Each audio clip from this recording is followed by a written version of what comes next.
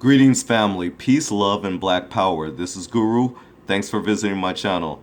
This vlog is about Sheriff Clarke, who says gun control was meant to keep arms away from black people.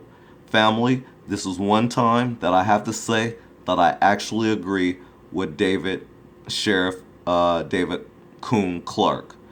I'd say 99.9% of the other times, I don't agree with this man, but I have to say that he is 100% true and correct on this, and let's get to this vlog. So family, Milwaukee County Sheriff David A. Coon Clarke Jr. said he was inspired to advocate for the protection of the Second Amendment after reading about the efforts to keep guns out of the hands of freed slaves who fought for the right to bear arms. Quote, the fight for the abolitionists post-slavery for blacks to be able to be armed. Do you know that gun control, early gun control, was really about keeping guns out of the hands of black people? We as black people have been so separated from our history. It's astounding to me.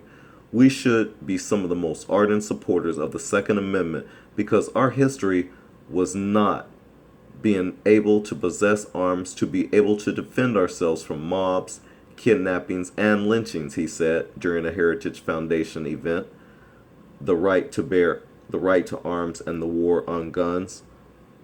He says the Second Amendment freed the blacks on paper, but it wasn't until the 14th Amendment that made the rest of this Constitution, including the Second Amendment, apply to black people, and we truly became free because we could defend ourselves. It's the first law of nature, self-defense. We all want to live, he added. Clarke read a passage from Stephen P. Holbrook's book, That Every Man Be Armed, about the black tradition of arms, which included a series of partial quotes from Frederick Douglass about the right to bear arms. Family, he says, when government failed to protect the just rights of any individual man, that man rests of his original right of self-defense, even if it means unfortunately shooting down his pursuers, the passage read. Slavery is a system of brute force. It must be met with its own weapons. After Clarke read the passage, he said, quote, my ancestors, the abolitionists, fought for me to be able to defend myself and you, but the right already applied to you, and you think I'm going to cede this back to the federal government after what they went through to obtain this right? I said, you've got to be kidding me.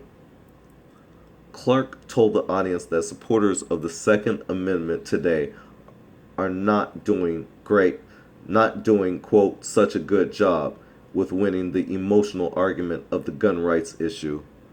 Quote, we can win the argument on the data and research, but the question is, can we win the emotional argument? Because that's where we don't do such a good job, which is why I try to deal with this stuff from a common sense perspective, he said.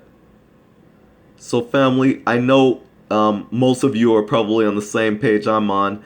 We really don't care for this man, if that's what you want to call him. He's all dressed up and nowhere to go. We know that he has mostly been against the black community. It's just sometimes he can't help but be black. I'll give you an example. There was a speech I was watching him, and it was an all-white audience, and they were just loving him until he turned black. He couldn't even help himself. All of a sudden, he started talking black or from a black perspective, and they weren't clapping so loud anymore. As a matter of fact, it got real quiet up in there, and it was hella funny. Well, this subject right here, same thing. He quotes Frederick Douglass. He goes into talking about the defense of and the right to defend ourselves as black people. I applaud him for that. I don't normally do that for this man, but in this regards, I am with him all the way, 100%. With that said, family, you tell me what you think in the comment section below. I really appreciate your time watching this. This is Guru. Peace, love, and black power. Until next time, thanks again for watching.